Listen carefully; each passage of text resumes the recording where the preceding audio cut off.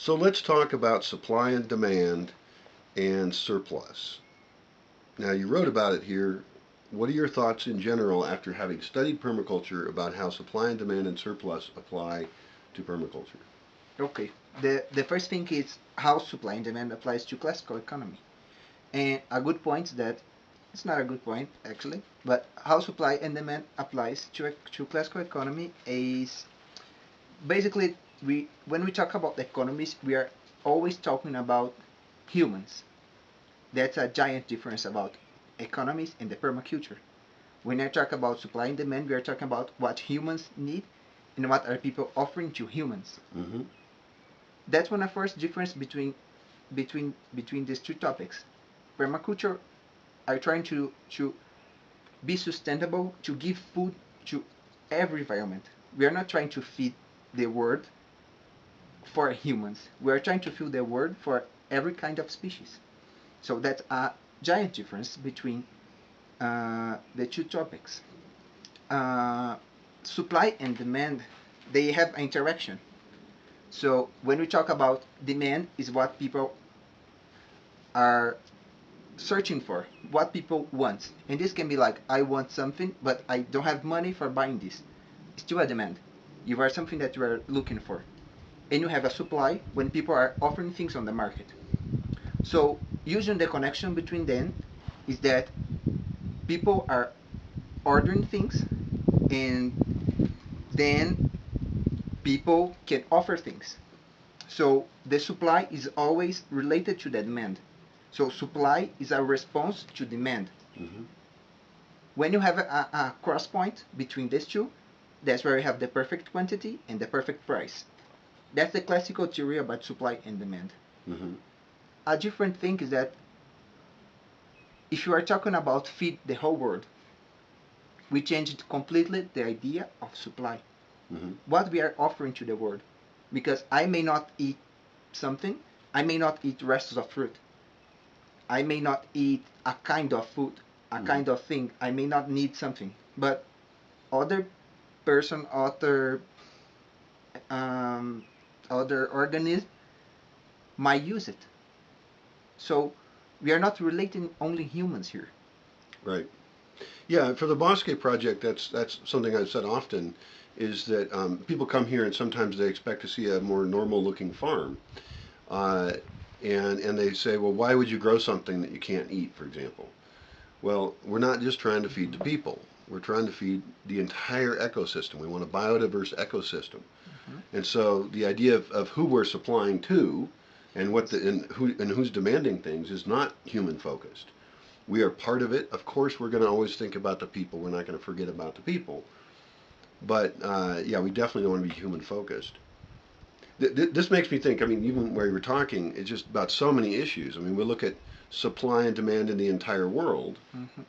and how we have a limited supply of a bunch of stuff that we're over harvesting. We're over harvesting oil. That's stored sunlight. We're over harvesting the oceans. Yes.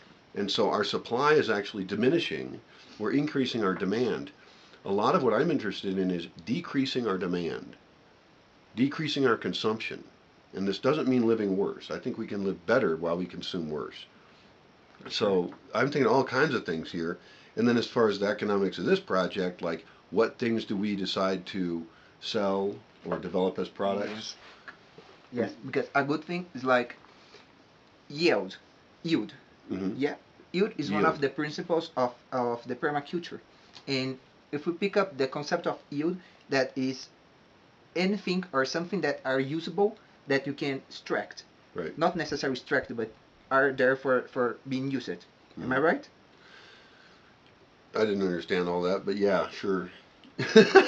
Anyway, So sometimes we have a surplus here in the Bosque. The goal is to produce more surplus with less resources while protecting the entire environment. yes, That's the goal. yes. So it's a great concept to apply. Uh, Cut. I'm. We should. So I've been in a lucky position with the project where I haven't really had to rely on yield to survive. In fact, I've occasionally produced too much product, I've produced too much food, and I've just given it away Mhm. and haven't even gained from it. So what else do I need to think about, or do we need to think about as we apply getting a yield, obtaining a yield to Mhm. permaculture? Yeah, that was a thing that get a lot of interest because, as I understand, yield is something that we can extract or we can obtain from some element. Can be an animal, can be human, can be an extractor, but you can obtain something. And when you talk about obtaining things, usually, and that's a point, a lot of supply are based in one only spot. Like, uh, if you have a surplus, get lost. I think we Okay. can just Okay. skip. So, a thinking that I was having was when talking about surplus, I return to the point that I said. We are always talking about humans. Mm-hmm. So when I talk about surplus, we are talking that after people have desired things and have your desires uh, done, so satisfied, Mm-hmm. you could have a surplus. It's a quantity that you have more than it was needed. Mm-hmm. It's maybe because people don't have money to buy it, or because you you did too much, you worked too much, or you produced it too much. Mm-hmm. So you can have a surplus with this. Right. And what usually people do with surplus? This surplus can be food, and you can store it. You can have a surplus of money, and you can save it. A good thing is that a surplus here isn't necessary. Like, let's think about food. If we have a surplus of food, usually what happens? If you pick up news and things like this, you can see that we have a lot of food that are getting rotten every day. Mm-hmm. What we use for where this can be put as a surplus. This is a quantity that people demand, but is produced more. Mm-hmm. In permaculture, this can be put in a lot of other cycles. We have organical cycles. We can Mm-hmm. give this food to chickens. We can give this food to composting. When Yeah. I'm talking, of course, about a small place, because in the Right. ideal world, of course, that this surplus should be given to people, but this a relationship between prices and quantity that's a little bit more complex, Mm-hmm. and I really don't know how to do these connections right now. I didn't have time, but that was a really good point for me. Start thinking, Yeah. how can we recreate the relationships between prices and quantity? Right. Well, one thing we do here at the Bosque is we turn waste into valuable product because waste is like bad surplus, right? Yes. And so we've gone to the market and we've got food waste and we've given that to the chickens. And so I actually have written online about all the types of waste that we use here because in permaculture there shouldn't be any waste. It always turns into something that's valuable. So waste and surplus are actually kind of related. And then there's other kinds of surplus where we produce more useful things, and that's normally what economists think about is price and supply, demand, et cetera, and how surplus affects that. Um, Interesting topic. Yes. I think the main point is recording how supply and demand are always connected to humans' welfare, and of course that we can question a lot of this welfare Right. because people are starving and we have food getting rotten. But Yeah.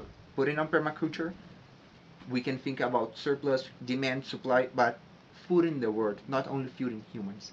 Right. So things are getting used with not not losing energy. We are Right. using things in a lot of other connections. We need to Right. connect things. Right. And not just think Yes. about it in a business sense, but in Yes. terms of the entire ecological Yes. system of the world. And these apply, Brilliant. these will have consequences in price, and these will have consequences in quantities. Beautiful. So I love it. I hope there's a beautiful consequences.